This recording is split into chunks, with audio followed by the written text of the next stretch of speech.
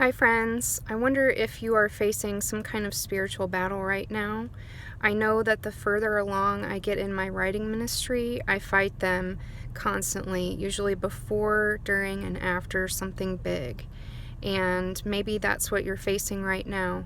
I know how frustrating and confusing and hurtful that can seem, but I have some hope for you that I found in the Old Testament when I was reading it this past week, so I want to share that with you. So we're in 2 Chronicles 20, and we're talking about King Jehoshaphat of Judah. So he was ruler over God's people, and they were going into a big battle that seemed insurmountable. And so he used a very unique strategy based on what God told him to fight this army.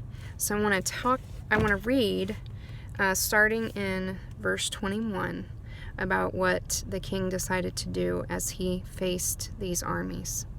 It says, "Then he consulted with the people and appointed some to sing for the Lord and some to praise the splendor of his holiness. When they went out in front of the armed forces, they kept singing, 'Give thanks to the Lord, for his faithful love endures forever.'"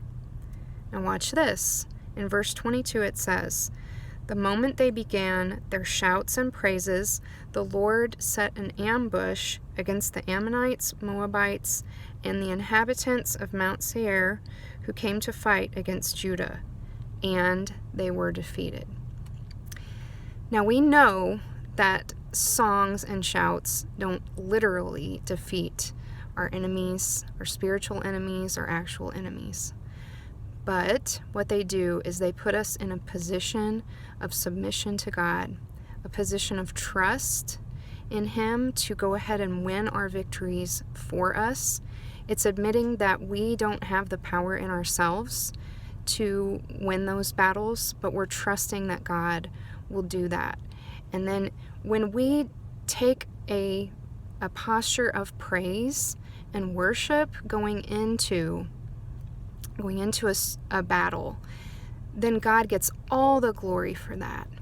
And it all points back to Him. So I don't know if you like to sing or not. I do, but I know not all of my friends are musically inclined.